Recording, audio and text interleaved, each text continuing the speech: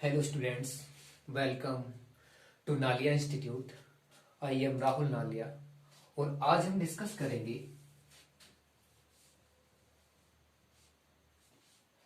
Radio active waste. आज हम discuss करने वाले हैं रेडियो एक्टिव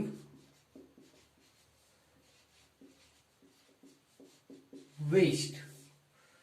क्या होते हैं रेडियो एक्टिव वेस्ट? तो सबसे पहले हम ये जान लेते हैं हमने क्या क्या जो हमारी लास्ट क्लासेस थी, पहले हमने क्लास पढ़ी है, हमने डिस्कस किया है। तो क्या क्या डिस्कस कर लिया है, तो सबसे पहले हम बात कर लें क्या पढ़ने वाले हैं। हम यहाँ पर हम पढ़ रहे हैं जो 12th क्लास है, 12th क्लास की बायोलॉजी में चैप्टर नंबर 16 जिसका नाम है एनवायरमेंटल इशूज। इसमें हमने क्या पढ़ा? एयर पोल्यूशन हमने कंप्लीटली पढ़ लिया है, और उसके बाद वाटर पोल्यूशन पढ़ा, और उसके बाद हमने टॉपिक पढ़ा सॉलिड वेस्ट। सॉलिड वेस्ट के बाद हमने पढ़ा एग्रोकेमिकल वेस्ट, और एग्रोकेमिकल वेस्ट के बाद अब हम नेक्स्ट पढ़ने वाले हैं जो आज स्टार्ट करेंगे हम रेडियो एक्टिव वेस्ट। कि रेडियो एक्टिव वेस्ट क्या होते हैं इनके बारे में जानेंगे। तो पहले क्या समझा जाता था, जो न्यूक्लियर एनर्जी होती है, किसकी बात कर रहे हैं हम यहां पर? Nuclear energy.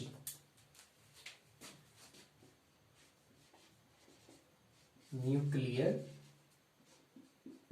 एनर्जी इसको इलेक्ट्रिसिटी जनरेशन में, किसमें? इलेक्ट्रिसिटी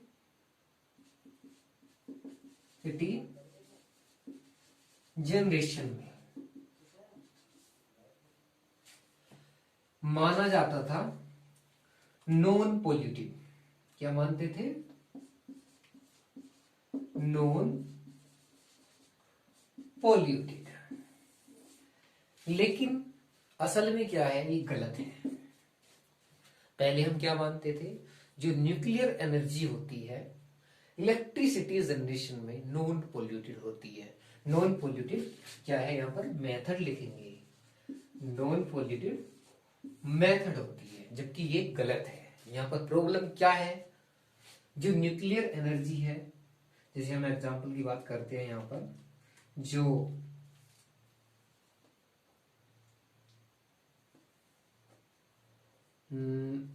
यूरेनियम की बात करते हैं। यूरेनियम जब ये फटेगा, मान लिया कोई परमाणु वो भी फट जाए, तो जब ये यूरेनियम ब्लास्ट होगा तो क्या होगा, एक तो निकलेगी एनर्जी। क्या निकलेगी? एक तो निकलेगी एनर्जी, और साथ में कुछ वेस्ट मटेरियल बचेगा, जिसको बोलते हैं जो रेडियो एक्टिव वेस्ट होगा। इसी को क्या कहेंगे, जो यहां पर वेस्ट बचेगा उसको कहेंगे रेडियो एक्टिव वेस्ट। यानी कि इसमें क्या निकलने वाला है, यहां पर न्यूक्लियर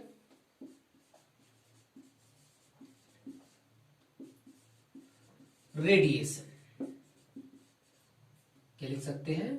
न्यूक्लियर रेडिएशंस ये निकलेंगे। अब इससे हमें क्या प्रॉब्लम है? अब क्वेश्चन उठ रहा होगा तुम्हारे मन में कि इससे क्या होगा आगे, तो इसके बारे में भी जानेंगे।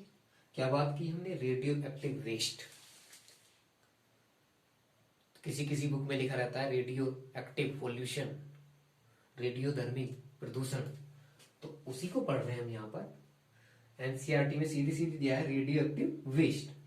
तो यहां पर बात कर रहे हैं न्यूक्लियर एनर्जी की। न्यूक्लियर एनर्जी को इलेक्ट्रिसिटी जनरेशन में नॉन पॉल्यूटेड मेथड समझा जाता था, लेकिन ये क्या है, इट इज रॉन्ग। बिकॉज जब यूरेनियम से आगे, जब यूरेनियम फटेगा, ब्लास्ट होगा, तो जो एनर्जी निकलेगी, तो एनर्जी निकलेगी, और साथ में जो न्यूक्लियर रेडिएशन निकलेगी, ये बहुत ही ज्यादा घातक होती है। किस तरह से होती है, इसके बाद बात करते हैं। इसका स्क्रीनशॉट ले सकते हो।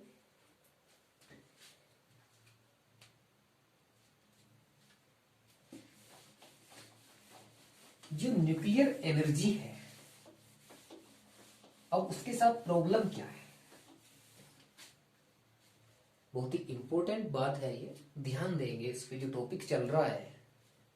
जो न्यूक्लियर एनर्जी है, क्या कहा मैंने, जो न्यूक्लियर एनर्जी है, इसके साथ प्रॉब्लम क्या है, प्रॉब्लम विद न्यूक्लियर एनर्जी। तो यहां पर टू प्रॉब्लम्स हैं। कितनी प्रॉब्लम्स हैं? Two problems. किसकी बात कर रहे हैं यहां पर? प्रॉब्लम्स की। मैं लिख देता हूं प्रॉब्लम्स। फर्स्ट प्रॉब्लम है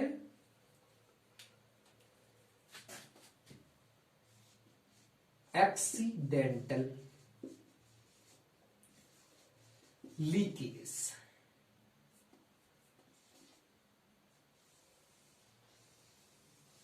It is the first problem with nuclear energy, and second one is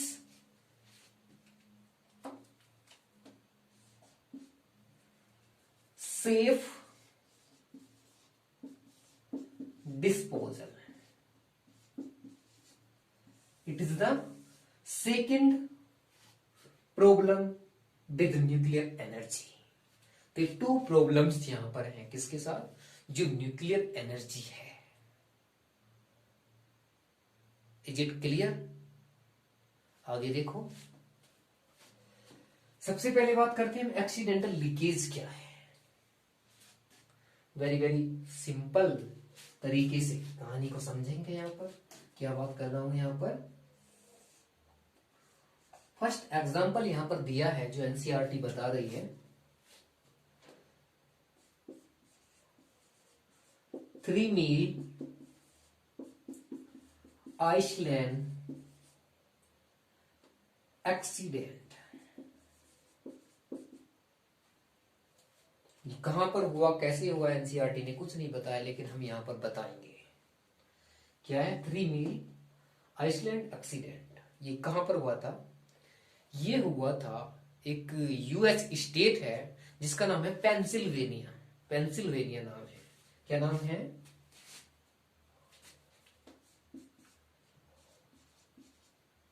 Pennsylvania. यहां पर हुआ था। और कब हुआ था? 28 मार्च 1979 इसको हुआ था। ये डेट इंपॉर्टेंट नहीं है, जगह भी इंपॉर्टेंट नहीं है। सिर्फ एनसीईआरटी ने क्या बताया है, सिर्फ एग्जांपल में 3 मील आइसलैंड एक्सीडेंट। ये नाम हमें यहां पर याद रखना है, क्वेश्चन डायरेक्टली बन जाता है। तो याद रखेंगे, पहला एग्जांपल ये हो गया। तो कहां की जगह है? पेंसिल्वेनिया। ये है यूएस की जगह है। उसके बाद दूसरा एग्जांपल है यहां पर चेरनोबिल एक्सीडेंट। सेकंड क्या है?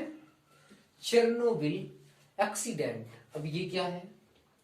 यहां पर भी कोई ब्लास्ट हुआ होगा। ये जगह कहां है? अब तुम नाम सुन रहे हो यूक्रेन का। यूक्रेन में युद्ध चल रहा है। अभी पीछे युद्ध चल रहा था यूक्रेन में। तो वहीं की एक जगह है जिसका नाम है प्रीपियत। क्या है? प्रीपियत। एक सिटी है जिसका नाम है प्रीपियत। क्या बताया मैंने?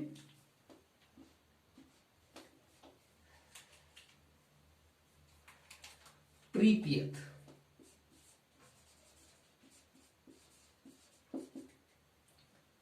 इसके पास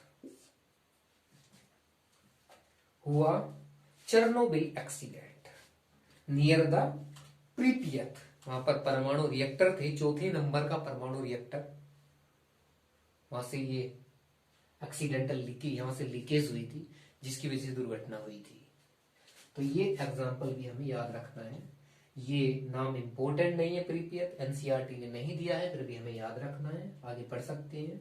और कब हुआ था ये? 26 अप्रैल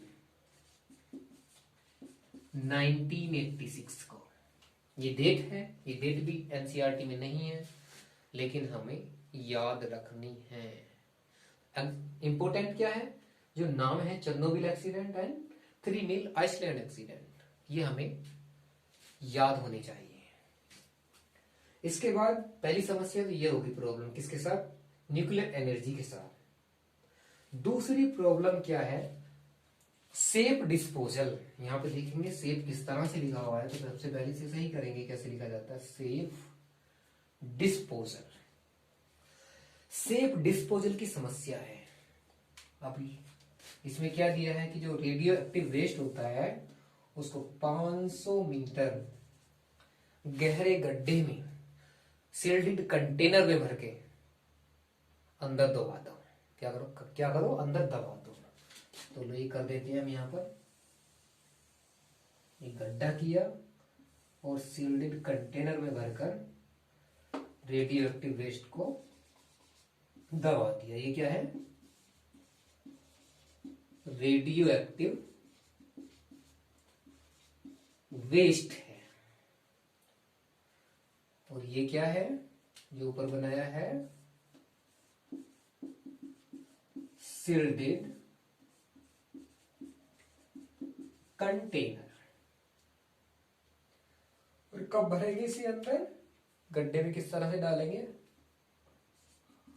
आफ्टर प्री ट्रीटमेंट।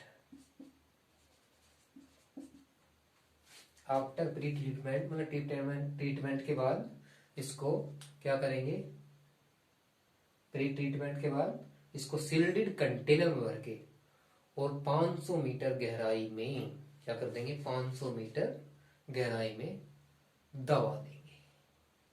ये इसके साथ करना है। अब यहां पर प्रॉब्लम क्या है, जो जनता है, जनता जवाब मांगती है, हर बात का जवाब मांगती है। तो यहाँ पे भी जनता जवाब मांग रही है कि हमने इसे 500 मीटर गहरे गड्ढे में दाब दिया, लेकिन इस बात को हम जानते हैं और तुम जानते हैं, लेकिन बाकी के लोग नहीं जानते। कोई जाके यहाँ पे फिर से खुदाई कर दे तो क्या होगा, फिर से ये जो रेडियो एक्टिव वेस्ट है हमारे सामने आ सकते हैं और हम रेडियो एक्टिव पोल्यूशन का शिकार हो सकते हैं इस तरह से। या अंदर से जैसे ज्वालामुखी फट जाती है, अंदर से कुछ ऐसा हो जाए तब भी ये बाहर आ सकते हैं। तो कहने का मतलब ये है कि जो पब्लिक है वो इस मेथड को अच्छा नहीं मानती, जनता में इसका विरोध है, ये एनसीईआरटी बता रही है। और ये रियल भी है, विरोध होना चाहिए। तो इसलिए हमें क्या करना है, रेडियो एक्टिव वेस्ट के साथ हमें यूज ही नहीं करना है। ऐसे सामानों का हम यूज नहीं करेंगे, कम से कम यूज करो, जो जरूरत नहीं तो करो मत। तुमने सुना होगा एक जापान की जगह है हिरोशिमा, दो जगह है हिरोशिमा एंड नागासाकी, वहां पर परमाणु बम गिराया गया था। तो क्या हुआ, वहां पर बहुत से लोग मारे गए। आज भी वहां पर लंगड़े लूले बहरे यानी कि म्यूटेशंस के शिकार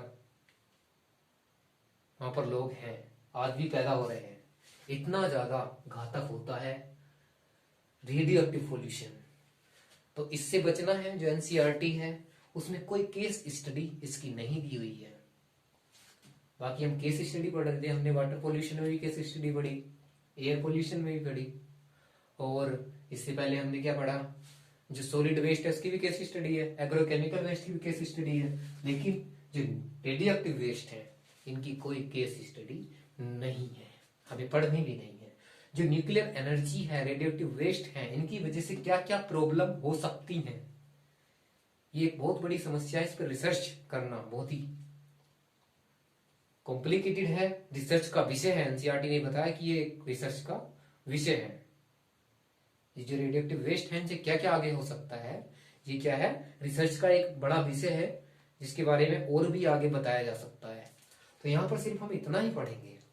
तो लेक्चर मेरे 6-7 लेक्चर हो चुके हैं। आपको यदि लेक्चर पसंद आते हैं, लेक्चर मैं 1-1 घंटे के भी रख सकता हूँ, लेकिन मैं ये सोच रहा हूँ कि बड़े लेक्चर कुछ ज़्यादा बोरियत महसूस कराते हैं, तो इसलिए मैं लेक्चर अपने छोटे छोटे ले सकता हूँ। और जैसी आपकी डिमांड हो वैसे मैं क्लास डालने के लिए तैयार हूँ। आप चाहो तो 1 घंटे की क्लास में डाल सकता हूँ, कोई दिक्कत नहीं है। और अभी तक जिन बच्चों ने मेरा चैनल सब्सक्राइब नहीं किया है तो चैनल को सब्सक्राइब कर लेंगे।